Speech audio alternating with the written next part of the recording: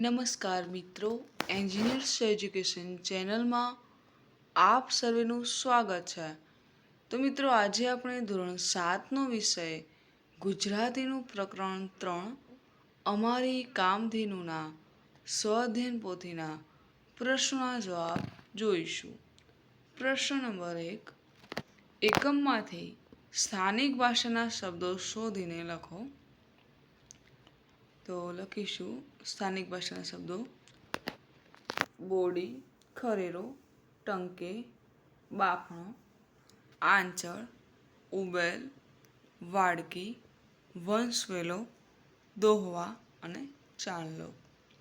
પ્રશ્ન 2 જોઈશું. ઉદાહરણ મુજબ લખો. ઉદાહરણ છે દૂધમાંથી. દૂધમાં શું બને? દહીં. એટલે બરફમાંથી તો શું બને? પાણી. ઘીમાંથી સુખડી. દહીંમાંથી છાશ. ચણાના લોટમાંથી તો ભજીયા. છાશમાંથી માખણ. ઘઉંના લોટમાંથી રોટલી અને માખણમાંથી ઘી. પ્રશ્ન 3 જોઈએ. વાક્યો સામે કૌંસમાંથી સાચો શબ્દ પસંદ કરી લખો. ઉદાહરણ છે પોતાના દેશમાં બનેલું, એને કહેવાય સ્વદેશી. તો કૌંસમાં જવાબ આપેલા છે સ્વરોજગારી, સ્વબચાવ, સ્વનિયંત્રણ, સ્વમૂલ્યાંકન અને સ્વરક્ષણ.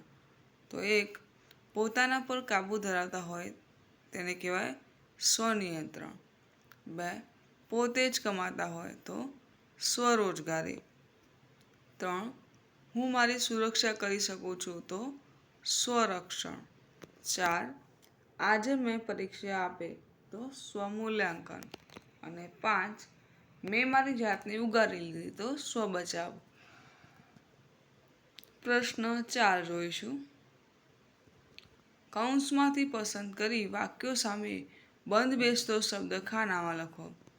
કૌંસમાંના શબ્દો છે ચંદી, હાંડવો, કાવો, બાફલો, ગૂંટો, રાબ, ખીચડો, જાદરિયું, વરાળિયું, ચણ અને કાડો. 1, ગાય કે પશુઓને સૂકાયા પલાળીને આપવામાં આવતા બાજરી ચણાને કહેવાય ચંદી. 2, લીમડાની છાલ, તુલસી, ગિલોઈ વગેરેને ખૂબ ઉકાળીને ઠંડુ કરીને પીવાથી શરદી તાવ મટે છે, તેને કહેવાય કાવો. 3, કાચી કેરીને છોડીને ગોળ નાખીને બનાવેલું શરબત એટલે કે બાફલો. 4, ચકલીઓ કે પક્ષીઓને આપવામાં આવતા અનાજના દાણા એને કહેવાય ચણ. 5, ચોખા ચણાની દાળના લોટનું ખીરું બનાવીને આથો લાવીને બને છે તો હાંડવો. 6, ઘણા બધા શાકભાજીઓને વરાળથી પકાવીને બનાવવામાં આવતી વાનગી એટલે કહેવાય વરાળિયું. આગળ જોઈએ. 7, લોટ શેકીને ગોળ નાખીને ગરમ કરેલ પાતળું પીણું એટલે કે રાબ. 8, 7 પ્રકારના અનાજ કઠોળ બાફીને બનાવાતી વાનગી ખીચડો. 9, આયુર્વેદિક વસ્તુઓ જેવી કે ફુદીનો, સંચળ, બલદાણા, આદુ, લીંબુ ઉકાળીને બનાવવામાં આવતું પીણું એટલે કાઢો.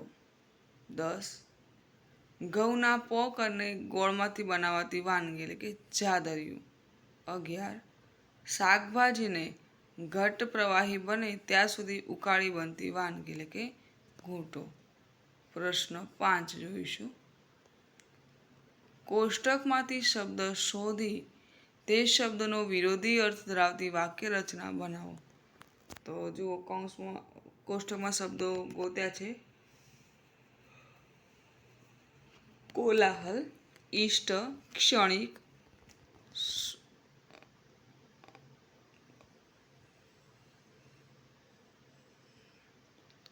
નિયમિત, જય, સફળ, જન્મ, વેળા અને કશોષણ. તો આપણે એના વિરોધી શબ્દો મૂકીશું.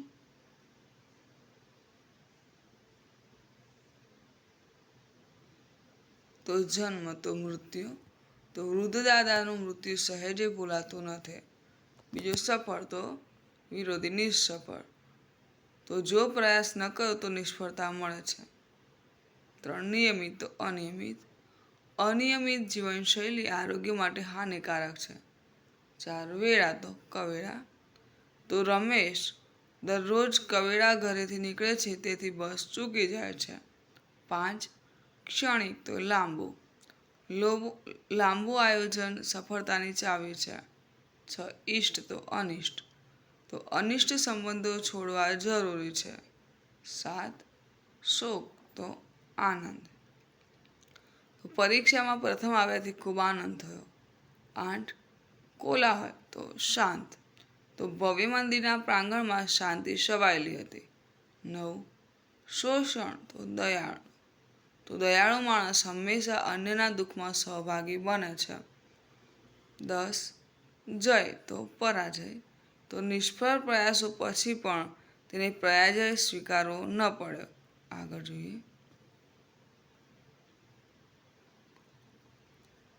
પ્રશ્ન 6. રેખાંકિત કરેલા શબ્દોના અલગ અલગ અર્થ થાય છે, જે કૌંસમાં તે શોધીને ઉદાહરણ મુજબ કોષ્ટકમાં લખો. કૌંસમાંના શબ્દો છે હૃદય, નમક, ઉણપ, પ્રેમ, ભીનો રંગ, વંશ વારસો, લૂંટ, વેપારીની દુકાન, રસ્તાની લંબાઈ, નુકસાન, ખેતરનું પોષક દ્રવ્ય, છોકરીનું નામ, ગળપણ અને સુકાયેલ ન હોય તેવું. ઉદાહરણ છે કૃષ્ણ યોગી રહેજો અમંતરમાં. તો અંતરનો સમાનાર્થી થાય હૃદય.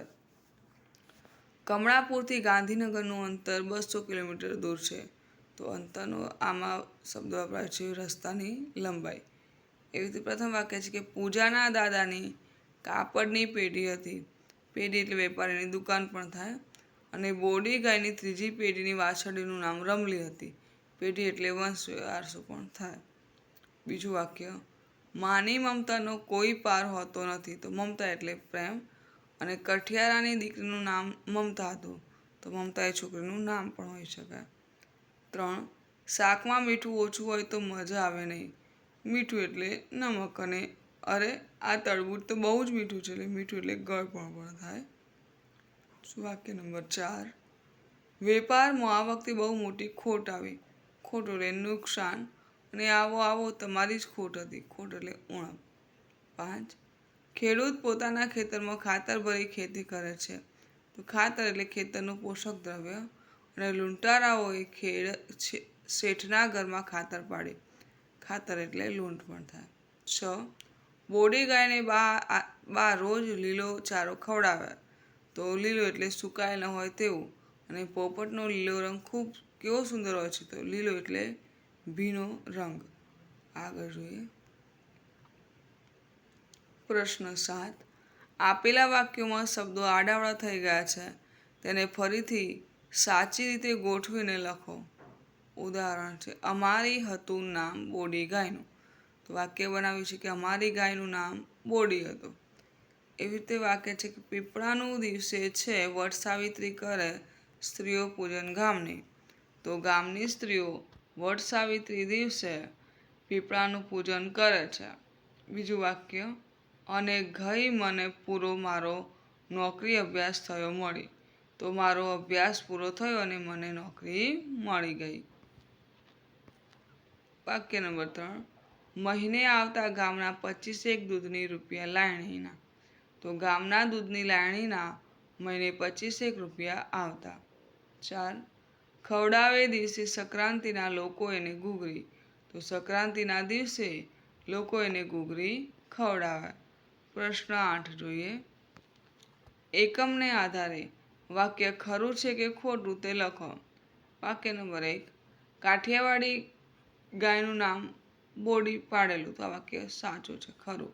2 બોડી ગાય કુટુંબની ખરેખર કામધેનુ હતી. તો આ વાક્ય પણ ખરું છે. 4 સારા નરસા પ્રસંગે લોકો બોડીનું દૂધ લેવા આવતા. તો આ વાક્ય ખોટું છે. 4 બોડી ગાય બીમાર થવાથી મરી ગઈ હતી. તો આ વાક્ય પણ ખોટું છે. 5 વટ સાવિત્રીના દિવસે ગામની સ્ત્રીઓ પીપળાનું પૂજન કરે છે. તો વાક્ય પણ ખરું છે. આગળ જોઈએ. પ્રશ્ન નંબર 9. ઉદાહરણ મુજબ શબ્દોનો અર્થ જાણો અને તેનો વિરુદ્ધાર્થી શબ્દ લખો. ઉદાહરણ છે ઉજળું દૂધ અને આંખનું કાજળ તો ધોળું અને ઉજળું દૂધ એટલે ધોળું અને આંખનું કાજળ તો કાળું. 1. ખાવાના સાંસા અને દોમદમ સાહેબી. ખાવાના સાંસા એટલે ગરીબી અને દોમદમ સાહેબી એટલે અમીરી. 2. માલિકીની વસ્તુ અને બીજાની વસ્તુ તો માલિકીની વસ્તુ એટલે પોતાનું, બીજાની વસ્તુ એટલે પારકી. 3. અડીને આવેલું અને ખૂબ આગું. અડીને આવેલું એટલે નજીક અને ખૂબ આગું એટલે દૂર. 4. હમણાં જ રાંધેલું અને ગઈકાલે રાંધેલું. હમણાં જ રાંધેલું એટલે તાજું અને ગઈકાલે રાંધેલું એટલે વાસી. 5. 5 વર્ષે મળ્યા તોય ઓળખી ગયા અને કાલનું વાંચેલું ભૂલી જવાયું. તો 5 વર્ષે મળ્યા તોય ઓળખી ગયા એટલે કે સ્મરણ, અને કાલનું વાંચી ગયેલું ભૂલી જવાયું એટલે કે વિસ્મરણ. પ્રશ્ન 10. આપેલા પ્રશ્નોના જવાબ લખો. પ્રશ્ન નંબર 1. બોડી ગાયને કામધેનુ શા માટે કહે છે? તો બોડી ગાયના દૂધને વેચવાથી મહિને 25 રૂપિયા આવતા હતા. આ રકમથી પરિવારનું ગુજરાન ચાલતું હોવાથી લેખકે બોડી ગાયને તેમની કામધેનુ તરીકે ઓળખાવી હશે. પ્રશ્ન 2 જોઈશું. સારા નરસા પ્રસંગે લોકો બોડી ગાયને શા માટે યાદ કરતા હતા? તો સારા કે નરસા પ્રસંગે લોકોને બોડી ગાયના છાણ અને મૂત્રની જરૂર પડતી, માટે સારા નરસા પ્રસંગે લોકો બોડી ગાયને યાદ કરતા હતા. પ્રશ્ન 3. ખેતર વેચાઈ ગયું ત્યારે તેનું કુટુંબ બોડી ગાય પર જ નભતું એવું કેમ કહ્યું હશે? તો ખેતર વેચાઈ ગયા પછી બોડી ગાયના દૂધમાંથી મળતા પૈસાથી જ ઘર ચાલતું, કુટુંબનું નભવાનું માત્ર બોડી ગાય પર જ નિર્ભર હતું, માટે. પ્રશ્ન 4. બોડી ગાય કુટુંબનું કોઈ પૂર્વજન્મનું ઋણ અદા કરવા આવી છે એવું લેખકને કેમ લાગે છે? તો કસોટીના સમયમાં બોડી ગાયે દૂધ આપીને પરિવારનો સહારો બની હતી, માટે લેખકને લાગ્યું કે એ પૂર્વજન્મનું ઋણ અદા કરવા જ આવી હશે. આગળ જોઈશું. પ્રશ્ન 5. બોડી ગાયના સ્વભાવની શી વિશેષતા હતી? તો બોડી ગાય શાંત, સહનશીલ, પ્રેમાળ અને સમજદાર સ્વભાવની હતી. એ સ્વચ્છતા પ્રેમી હતી અને ગંધામાં કદી બેસતી કે ખાતી નહીં. પ્રશ્ન 11 જોઈએ. કોઈ પ્રાણી સાથેની તમારી દોસ્તી વિશે લખો. તો મારી એક પાળેલી બિલાડી છે. તેનું નામ છે મિન્ને. તે ખૂબ જ નાની હતી ત્યારે મને રસ્તે મળી હતી. હું એને ઘેર લાવ્યો અને આજ સુધી મારી મિન્ની મારી સૌથી સારી દોસ્ત છે. મિન્ની મારી સાથે રમે, મારી પાસે બેસે અને હું દુઃખી હોઉં ત્યારે મારી સાથે રમે. સવારે મિન્ની મારી સાથે મિયાઉં કરી મને જગાડે. જ્યારે હું ભણું છું ત્યારે મારી પાસે બેસી જાય છે. તે મારા પરિવારનો એક ભાગ છે. મને એવું લાગે છે કે મિન્ની મારી વાતો સમજે છે અને ક્યારેક જવાબ પણ આપે એવું. મિન્ની મારી માટે માત્ર એક પાળેલું પ્રાણી નથી, પણ એક સાચી દોસ્ત છે જે મને પ્રેમ આપે છે, સમજે છે અને ખુશ રાખે છે. તો બાળ દોસ્તો, અહીં આપણો આ વિડીયો પૂર્ણ થાય છે. તો જો આપને મારો આ વિડીયો ગમ્યો હોય તો વિડીયોને લાઈક કરો, શેર કરો અને મારી ચેનલ એન્જિનિયર્સ એજ્યુકેશનમાં જો આપ નવા હોય અને હજુ સુધી મારી ચેનલને સબસ્ક્રાઈબ ના કરી હોય તો મારી ચેનલ એન્જિનિયર્સ એજ્યુકેશનને સબસ્ક્રાઈબ કરો અને જોતા રહો એન્જિનિયર્સ એજ્યુકેશન ચેનલના નવા વિડીયો. મારો વિડીયો સંપૂર્ણ જોવા બદલ આપ સર્વેનો આભાર.